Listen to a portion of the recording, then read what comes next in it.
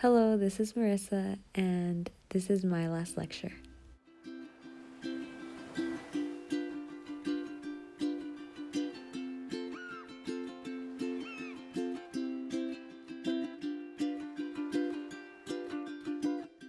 Chapter 1, A Tree.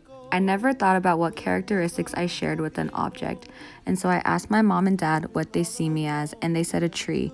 They didn't tell me why because they wanted me to think about it so I can have something good to write.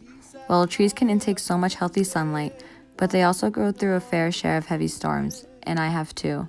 I lost some parts of myself mentally and emotionally, but I always stayed grounded and the sunlight always came back, and this is how I am like a tree. From his lover came this song of hope that he sang. Chapter 2, Family. To start, I was given two wonderful parents that care and love me and would go to the ends of the world to protect my brother and I. My dad is such a wise, strong, funny, and amazing man. He is so positive and has all the best stories of his upbringing to tell my brother and I. My dad was able to take me out of a toxic home with the helping hand of my stepmom. Now for my stepmom. I really call her my mom, but that will be explained in another chapter. My stepmom is such a warm-hearted, strong, very intelligent, beautiful woman. She is my best friend and I can tell her anything and she'll always be there to listen to me. She is absolutely so special to me. Next is my wonderful but very annoying older brother. He's 17 years old and is honestly the best brother ever. We do have our petty arguments, but he is always the first to protect me and I'm so thankful for that. Lastly are my two beautiful puppies, Max and Mia, that I oh so dearly love and will forever cherish. They are both such sweet, fluffy little bundles of joy, and they're always there for me to have a good cuddle. But little did he know that living in the sea below another. Chapter 3, My Dreams and Goals. Now, every kid growing up have dreams and what they're going to do and what they're going to be. Mine was going to be an actress. Everything about being an actress made sparks fly in my heart. Although that changed after my biological mom left, it changed my perspective on what I wanted to be. I now want to be a lawyer that helps out with child care. The biggest goal I have set for myself is to attend to Loyola Marymount University after high school. My parents always encourage me to do my best so I can attend there, and I appreciate that so much. It genuinely gets me so excited to think about my future and the kind of career I want. I chose this job because I know what it's like to feel neglected from a parent, and no child should go through that. Will come true that you're here with me. Chapter 4, Happiest in Florida. Florida is my happy place because of the beautiful, humid weather. I know many people may not like the humid weather, but I absolutely love it. Each time I go to Florida, I feel like I'm going right back home. Once I step off the plane, I know my whole way around the airport. I love to see the bright green, luscious grass, the tall trees, and the swamps off the side of the freeway.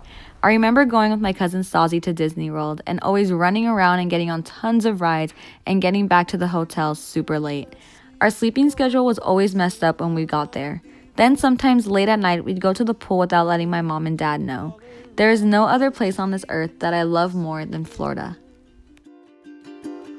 He tried to sing to let her know that Chapter 5, My Rock. This chapter is very special to me. As I mentioned in a previous chapter, I don't really see my stepmom as my stepmom. I see her as my mom.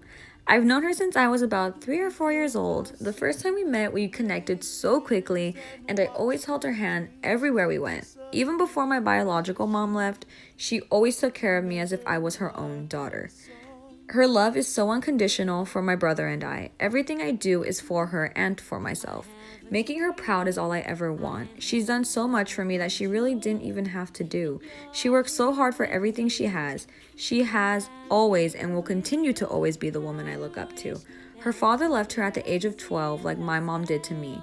So she understands the resentment I have towards my biological mom. She laughs with me. She tells me that everything will be okay. She teaches me and cherishes me. She is my number one and will continue to be my number one.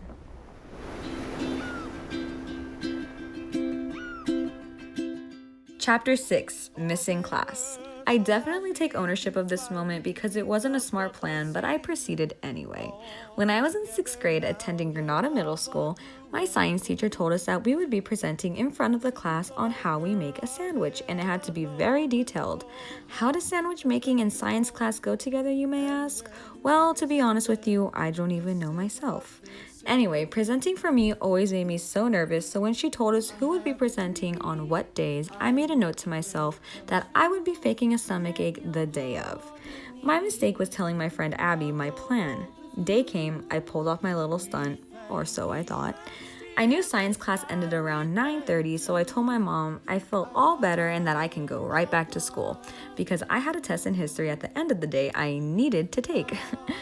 I got to school during lunch and my science teacher saw me, so she stopped me and asked a few questions. She then told me that my friend Abby told her about my little scheme. My teacher took me back to her room, then called my mom, and my mom was furious with me that I had lied to her, so she took away my iPod and I couldn't watch TV for 3 weeks. Of course, I learned to never tell Abby anything again, but most importantly, I learned to just go to class and to not take a shortcut or make up any lies. You're just too good to be true.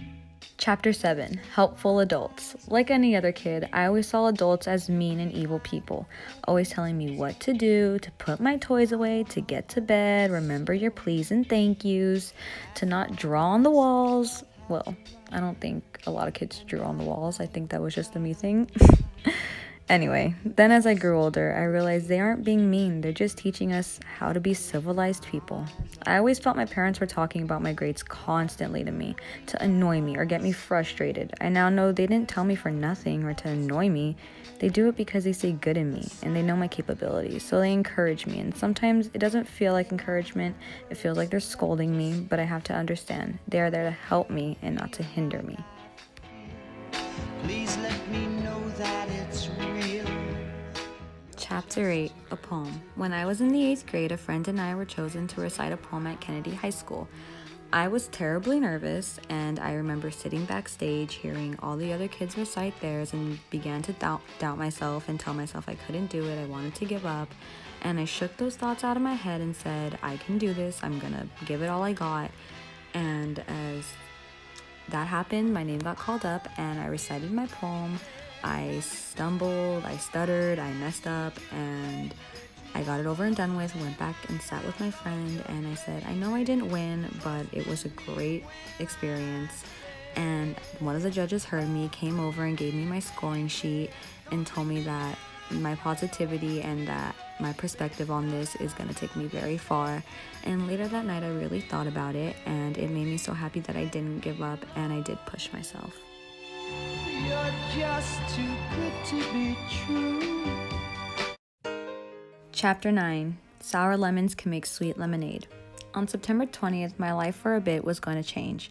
The woman I spent 11 years of my life with was leaving and taking my little brother to Ohio with her. The summer leading up to that day, she spent cleaning out her house and packing bags. She was so eager to get back to a man that hurt her and her 2 children. She was drinking more than ever, and I could tell she was falling apart. But I thought her children would be more important to her. I thought we could keep her together. Every day I stayed positive, even though I was so confused why she was doing this. September 20th came, and I begged her to stay, pleading over and over, but that didn't change her decision. For one last time, for a while, I wrapped my arms around her and savored her touch. Through the 3 years she's been gone, I felt myself gain strength. I don't dwell on it, and every day since that day, I always looked on the bright side and learned that yes, even sour lemons can make sweet lemonade.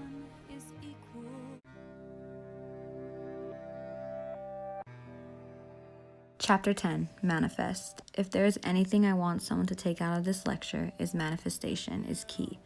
Whatever you put out into the universe, you will receive back. Of course, you also have to put in some work. The universe doesn't understand words like I don't, I can't, I won't, I shouldn't, I'm not, but it does understand I do, I can, I will, I should, I want it. So if the universe hears a negative word, it will replace it with a positive one. So be careful what you say. The good energy you put out is bound to come back to you. Into the rhythm of my intuition. Anything I want, I speak into existence.